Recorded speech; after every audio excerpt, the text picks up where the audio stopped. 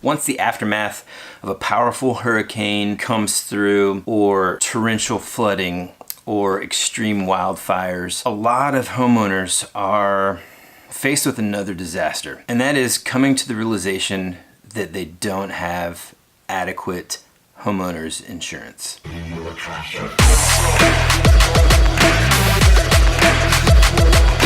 So I want to arm you with 4 easy steps that can keep you from having to be surprised if and when a natural disaster occurs at the home, or really just any kind of claim event, so that you're not slapped in the face with that money has to come out of my pocket. What?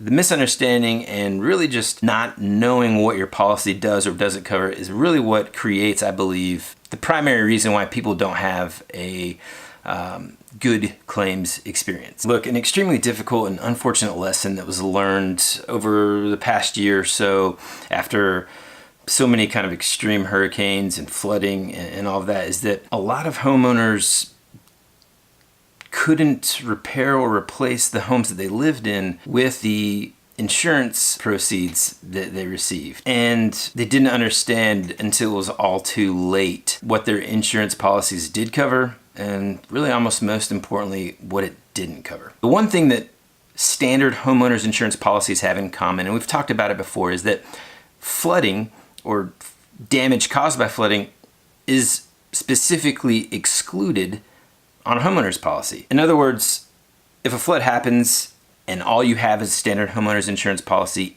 any of that damage is not going to be covered. So here are the 4 steps to making sure that you understand some of the most important things about your insurance policy. Step number 1, get a flood insurance policy. And by the way, just because you're not in a flood zone doesn't mean that you don't need a flood insurance policy. If anything has been learned from Hurricane Harvey and Hurricane Irma here in Georgia, folks outside of flood zones suffered flood damage as well. You got to get a flood insurance policy because it is one of the major things that is not covered under your standard homeowners insurance policy. Step number 2, make sure that your policy has full replacement cost.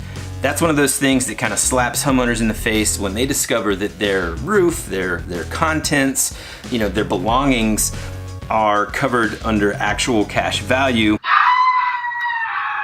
meaning that the insurance carrier is taking things into account such as depreciation. You're gonna wanna make sure that your policy states full replacement costs. Step number 3, make sure that you have adequate coverage for your dwelling. I mean, have you done any home renovations? Have you upgraded anything in your home? Maybe you have new countertops in the kitchen, or perhaps you've renovated a bathroom and it used to be some crazy 80s seashell sink with linoleum floors, and now you've got Italian marble, or whatever the case.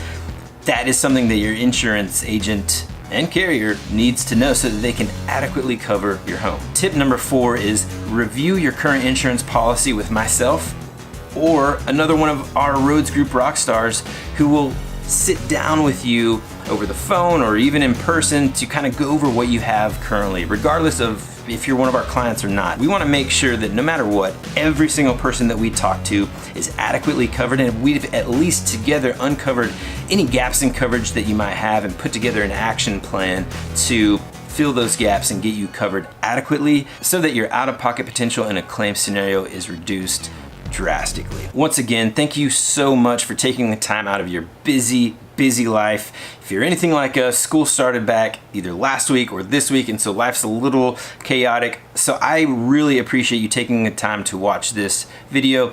Do me a favor, it would mean the absolute world to me if you click the like button or share this video with a person that you feel deserves to know this information, or introduce them to this video series. We are on episode 43 of Ask Woody Wednesday. That means there's 42 episodes that you can catch up on where I answered the insurance questions that you have, or the insurance questions you never knew you needed to ask.